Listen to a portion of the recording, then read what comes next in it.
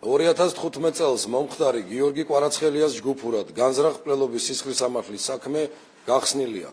Ქსურ საზოგადოებას ინფორმაცია მივაწოდოთ აღნიშნულ სისხლის სამართლის საქმეზე ბოლო პერიოდში ჩატარებული ინტენსიური საგამოძიებო მოქმედებების შედეგად დადგენილი გარემოებების და ფაქტების შესახებ.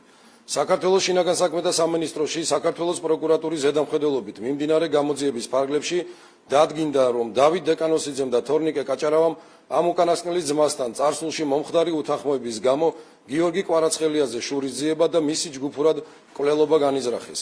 2015 წლის 25 დეკემბერს თორნიკე კაჭარავა მართსაწინააღმდეგოდ შეძენილი 7.65 კალიბრის მქონე, ხოლო დავით დეკანოსიძე ასევე მართსაწინააღმდეგოდ შეძენილი 9 მმ კალიბრის მქონე ცეცხლსასროლი იარაღებით შეიარაღებულები მივიდნენ თბილისში გურამ ფანჯიკიძის ქუჩა ნომერ 3-ში მდებარე გიორგი კვარაცხელიას საცხოვრებელ კორპუსთან და დაახლოებით 20 საათსა და 36 წუთზე, მაშინ როდესაც გიორგი კვარაცხელია ეზოში იმყოფებოდა, ბრალდებულებამ მრავლობითი გასროლა განახორციელეს მისი მიმართულებით, რის შედეგადაც გიორგი კვარაცხელიამ თავის არეში მიიღო ცეცხლსასროლი ჭრილობა, ქალა ძვლებისა და თავის ტვინის დაზიანებები და მიუხედავად აღმოჩენილი დახმარებისა სამედიცინო დაწესებულებაში გარდაიცვალა.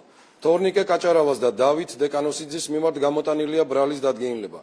თორნიკე კაჭარავას პენიტენციურ დაწესებულებაში, ხოლო დავით დეკანოსიძეს დაუსწრებლად ბრალი წარედგინებად საქართველოს სისხლის სამართლის კოდექსის 109 მუხლის მეორე ნაწილის 1 ქვეპუნქტით, ძველი რედაქცია.